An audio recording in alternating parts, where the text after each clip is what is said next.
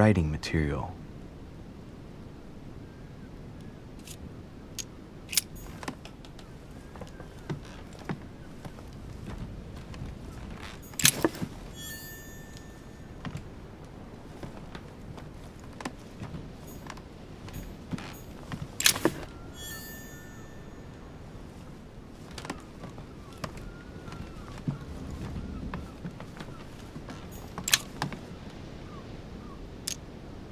Golden elixir.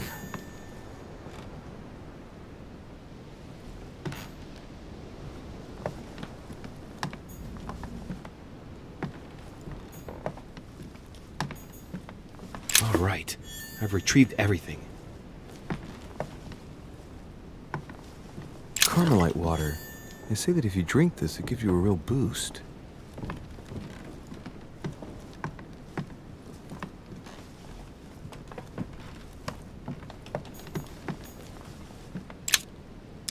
Amber crystals.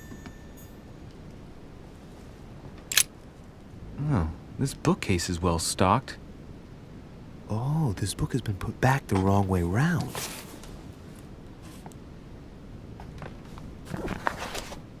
A Voyage Around the World, the travel log of the explorer Louis-Antoine de Bougainville.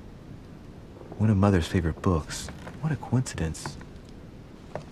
And I don't believe in coincidences. It's just too much. I don't know what's going on here, but if you felt threatened, I'll bet you'd leave a clue, wouldn't you, Mother? Found it. A faint sign of the order, barely visible. Mother, you undoubtedly must have hidden a clue in this book. Let's see if I can find anything else in this room. I'm not far from solving the puzzle. I must keep searching.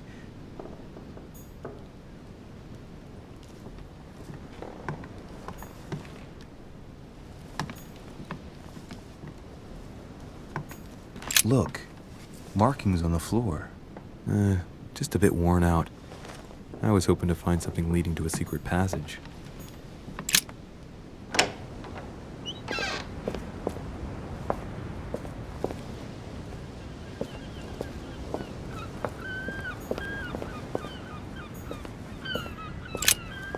Here's something that will undermine my botanist's appreciation for the local climate.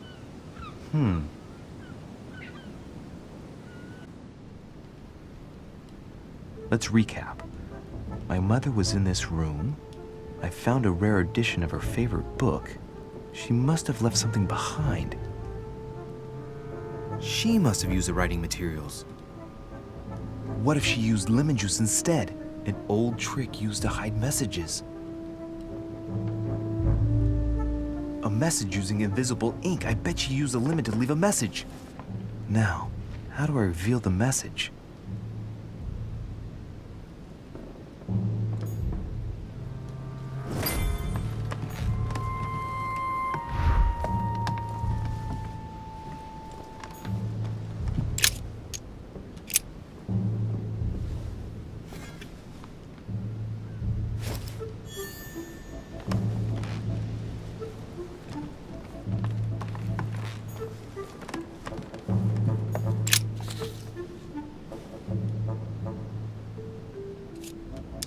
Aha! It's working! The heat reveals the message. Let's see what my mother wrote. Where all eyes size you up, you must pass by the Gorgon. Gorgon was the name of Medusa in Greek mythology. On the other hand, where all eyes size you up, I don't get it. And judging by the number of paintings in the manor, could be anywhere. After that, she adds, beware hero. The beast always charges the best protected soldier. And that's its weakness. What is my mother trying to tell me? Since you've gone to so much trouble, you must not have only found something important, but you must have also felt like you were in great danger. Now I better hurry and find that damn Medusa. Sir, dinner is served in the red salon. Typical. I'm not hungry. Please give my apologies to all the guests. Sir Holm requests your presence, sir. Well, I guess I'm just gonna have to wait before going and looking for my Medusa. Tell him I'll be there in a minute.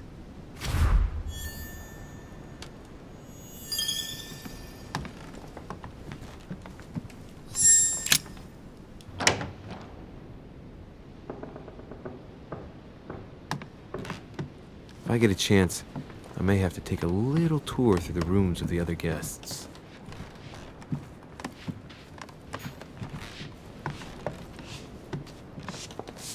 Might be better to take a different stairway. That must be the door to the room of the soldier I saw in my vision.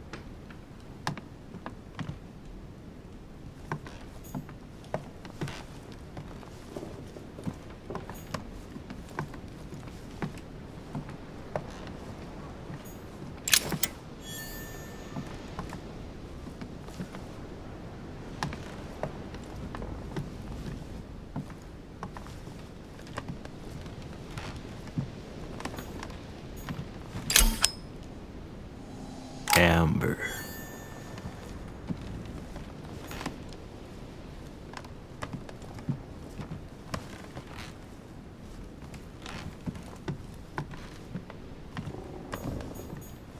Golden elixir. Consume without excess.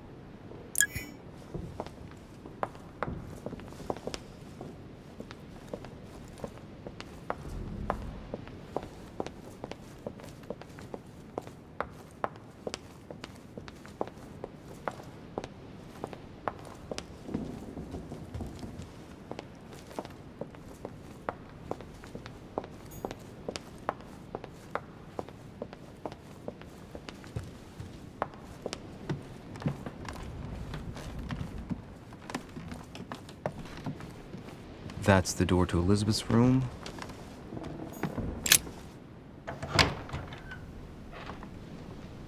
For God's sakes, what happened in here?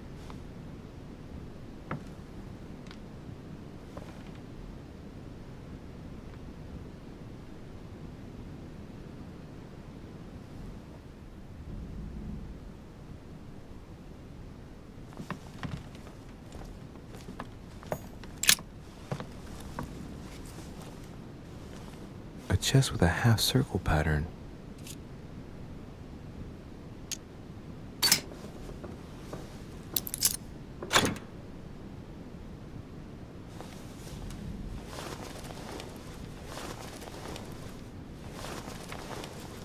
An untutored hand copied these notes.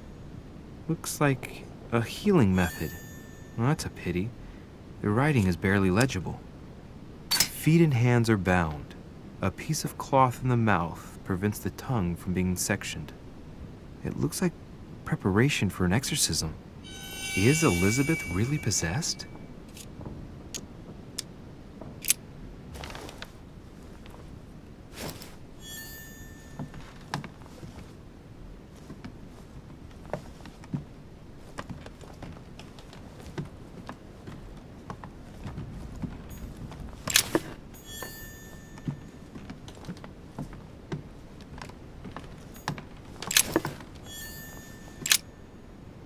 Looks like I found a box containing some kind of white crystals.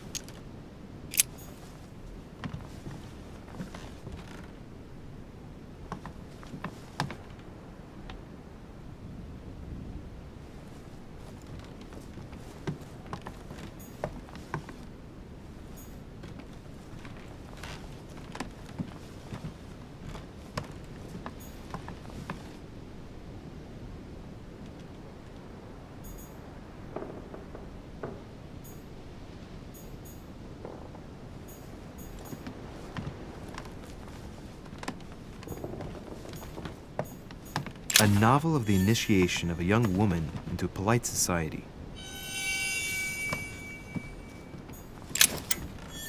Carmelite water.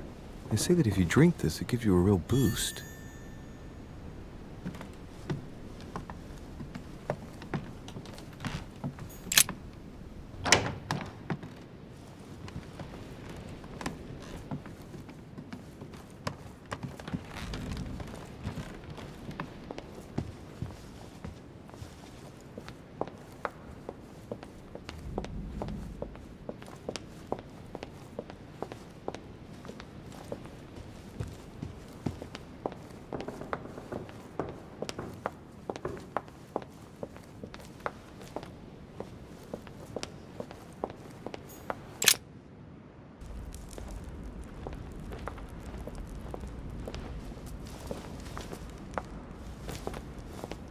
Excuse me, Monsieur de Richet.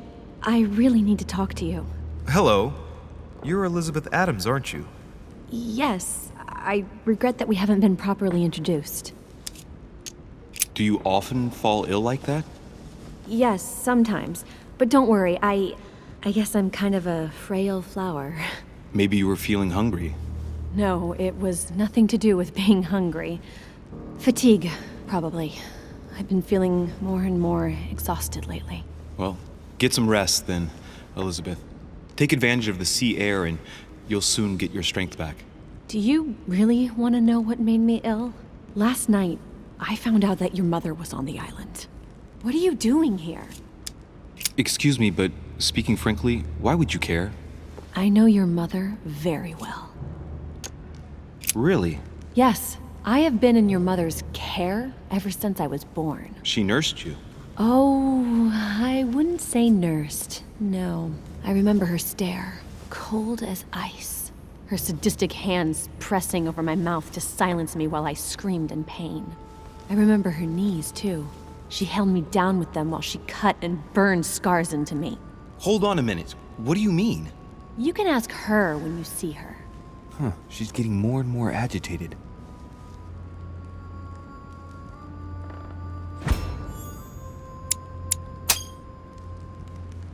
And next you're gonna tell me my mother's also responsible for that scar on your head?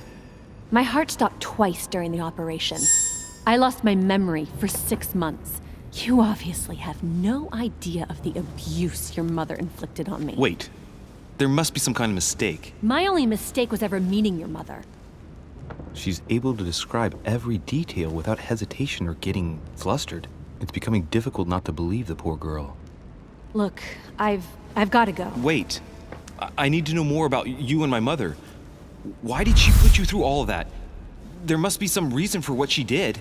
What's the point of rubbing salt in the wounds? You're right. I don't want this conversation to turn into an interrogation. You've suffered enough already. I respect your silence. Please excuse me. Well, thank you. I know your little game. You're no different from the rest of them. You couldn't give a damn about me. The only thing you're interested in is finding out about your mother. Don't say that. Not everyone wants to use you. Some people care about you, don't they? Haven't you got a sister? Yes. I'm sure she loves you with all her heart. She's the only one who cares about me. I would have put an end to it all by now if it weren't for her. Since you insist, I'll tell you how I met your mother. Thanks for trusting me. You see, before I was born, my mother often suffered from hallucinations and fits of anger. Soon people could barely recognize her. She became a completely different person. So my father spent an enormous amount of money paying for the best doctors, but none of them were able to cure her. The last resort was to call a priest. So, is that what your father did? No. He went to an expert in the occult. Ah, my mother. Her reputation already extended beyond our borders. My mother's fits stopped at my birth, and Sarah de Richet concluded that the evil had passed into me. Not only did it encourage her to stay, but she took the opportunity to advise my father to separate me from the rest of my family. That's how I was declared stillborn. My fate was decided that very day. It would coincide with my mother's frequent trips to America. I had my first fit when I was 3. That's when your mother began her experiments to rid me of the evil inside. I understand how you feel, but I know my mother. I'm sure she had her reasons, even if it seems difficult to believe. Everything she put me through was all for nothing. My whole life was ruined for nothing. So what brings you here then? My father used to know Sir Holm. He offered to introduce me to the world's leading authority in the occult. Lord Mortimer. He was my last hope. Until I found out he had also invited your mother.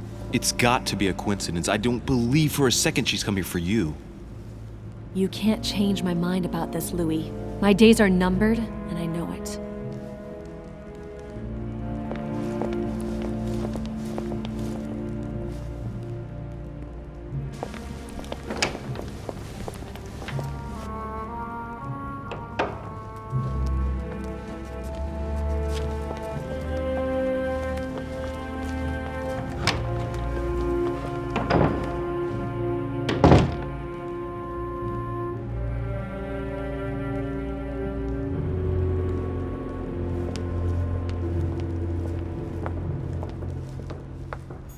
What can I do for you, sir? I am at your service day and night, sir. As I was unable to bring my personal effects with me, I was wondering if you could find me a few items. Of course, sir. What would you require?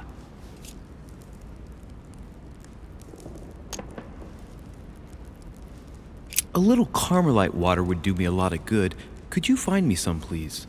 Oh, the tonics are under lock and key, sir. Lord Mortimer only allows access to them in cases of emergency.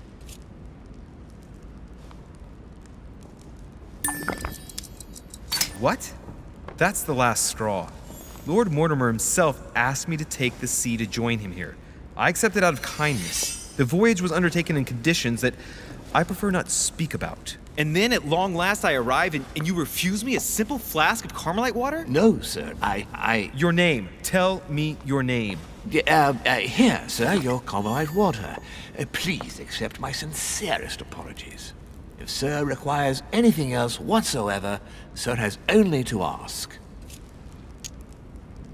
My good fellow, would you have any amber available? I would, but unfortunately I don't think I am authorized to give it out, sir. I believe it is a precious stone.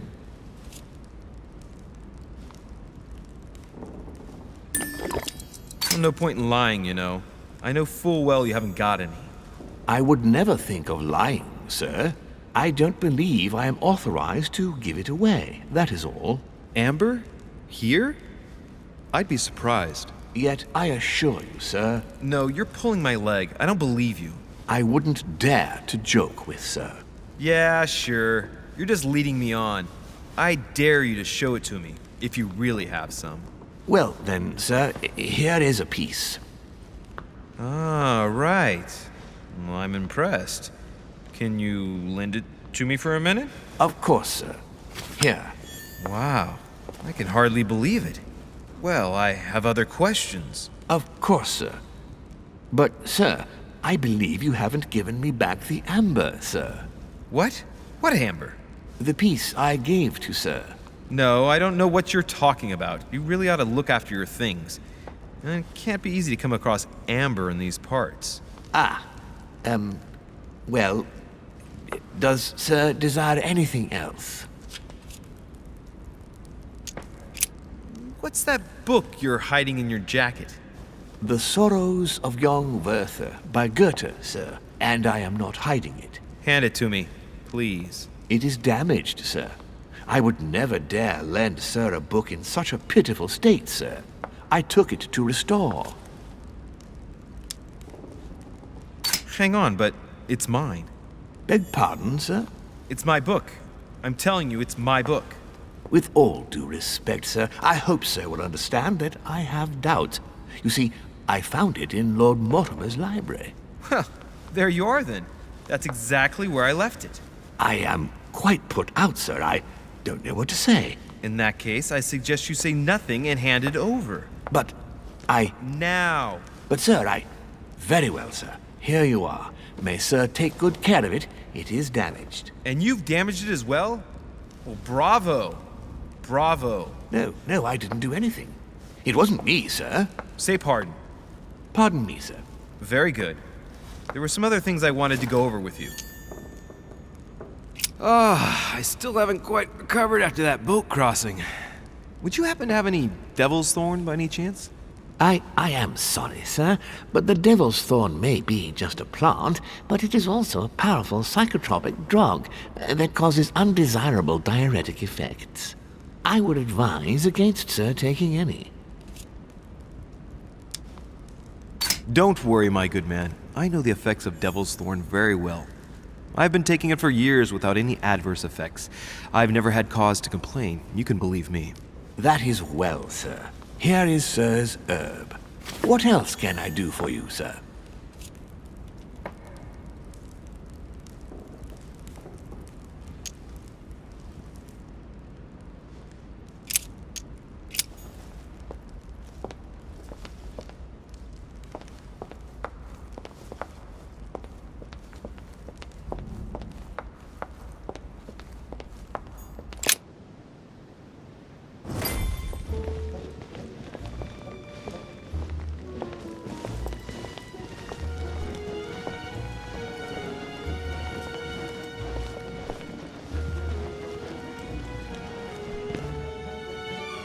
Dear friends, I bid you welcome.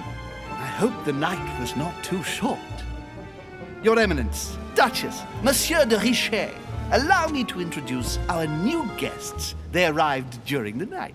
Johann Christoph von Wollner, Minister of Religious Affairs and close aide of Frederick William II, King of Prussia. Napoleon Bonaparte, Lieutenant of the French Revolutionary Army.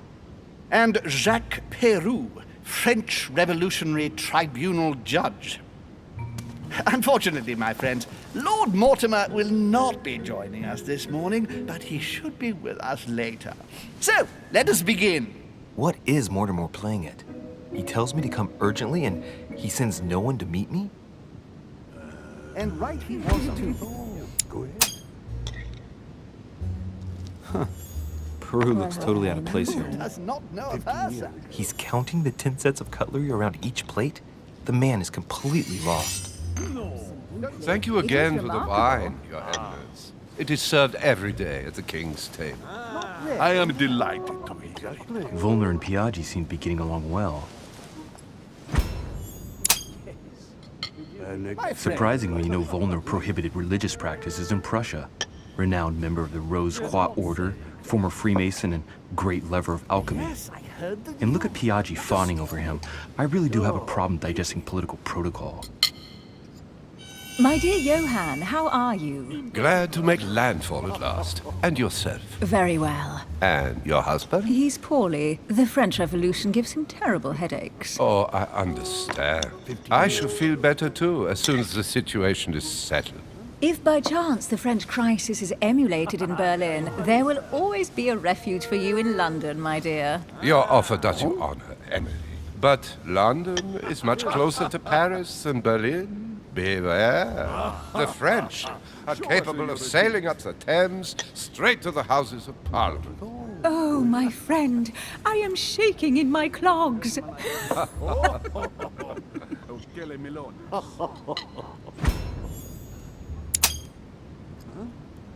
Prussian-Britannic coalition is not good for France. The last time we fought against them, our empire went up in smoke. Is the wine to your liking? Very much so, Sir Gregory. Such complexity. Typically French. A Sauterne, isn't it? Absolutely. If I'm not mistaken, this is not Lord Mortimer's favourite wine. It is yours. In his absence, I have taken the liberty of making a slight deviation from the rule, but I count on your discretion. Don't worry, I appreciate the same grape varieties as you. I remember the last time we tasted that nectar here at this table. The finest minds of the century were present. And the last time we drank it, the orphanage in Bloomsbury was still in ruins. Would you repeat that? Oh, well, I put some small effort into the works. The orphanage reopened just before Christmas. The bedrooms, washrooms, and the classrooms had all been refurbished. I don't know what to say. You have given the girls a wonderful Christmas gift. Thank you. I made a promise. Now it is done.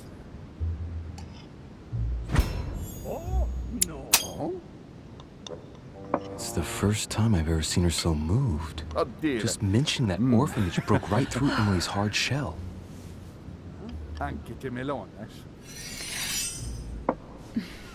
Is everything all right? Yes, thank you. I had a moment of absence, but here I am again. My lord, I only know the prestige of your name. Might I have the honor of getting to know you a little better? You are Monsieur... Louis Moras de Richet. De Richet. De Richet. A name with a nobiliary particle. Are you descended from a noble line? Of course. The presence of a particle does not necessarily mean a person belongs to the nobility, nor does it prevent the observance of the rules of etiquette, Monsieur von Wöhner. Who does not know a person? Have you any information on this Napoleon? Yeah, can do wonders. What do you think, madam? What is this Bonaparte doing here? The presence of a soldier is never a good sign. It can only mean there's going to be further war. To answer your question, I only know that his family were in favor of the revolution, and that it almost cost them their lives. Thank you, that's helpful. Monsieur de Richet? It would seem we have common interests. Could we speak in private, please? Certainly not.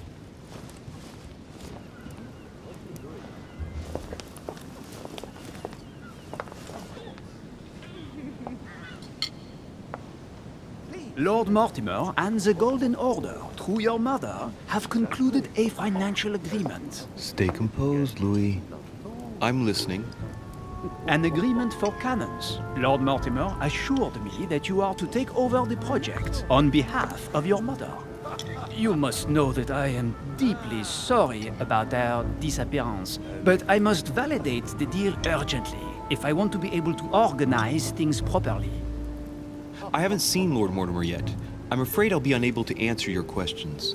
He assured me that you could replace your mother during her absence.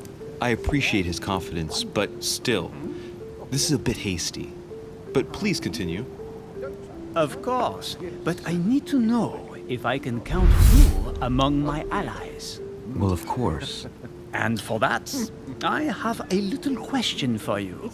The agreement stipulates an aid of 50,000 louis d'or for 200 cannon. I've only just taken over the affair. The agreement will be considered null and void until we've gone through it together. Is that clear? All right, you seem to know what you're doing. I have one last question I would like to pose to you. We don't know each other yet, you and I need to make sure that we both share the same vision for the future of France. Given the hard times that have befallen our beautiful country, what do you think it would take to restore its luster? The revolution was a good thing, but it gave birth to a monster. We must overthrow the new system in place. Ah, you are right. Monsieur de Richet, I am reassured. I am very happy to have met you. Lord Mortimer was right to put his trust in you. I hope to work with you in the very near future. I would like to thank you for your support by offering you this humble little gift. Reflections on the Revolution in France. Monsieur Bonaparte, I thank you for this gesture, and please know that I, too, am delighted to have met you. My friends, I would like to say a few words, please. I would like to thank Lord Mortimer and you, Sir Holm, for bringing us all together here. Those of us for whom it is not the first time here, like me, are all trembling in sweet anticipation of the arrival of our host. For the rest, I would like to reassure you that Lord Mortimer always has a few surprising projects to propose. But I can assure you that each and every one of us has always benefited from them. The last time I came to this place, Lord Mortimer offered to help me in my electoral campaign for the presidency of the United States. And it is eminently clear that his support was an invaluable aid to us. We are here among like-minded people. So let us put aside the conflicts in which some of our nations find themselves at present. So I raise my glass in honor of you all, my new and old friends. I trust you shall not be disappointed, Mr. Washington.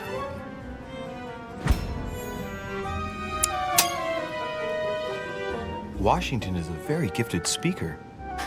Leave him for 5 minutes with sworn enemies and he'll convince them to be friends for life. Right, we shall meet again tomorrow. All the guests will be present, as well as Lord Mortimer, I hope. Until then, I trust you will find plenty to keep you amused.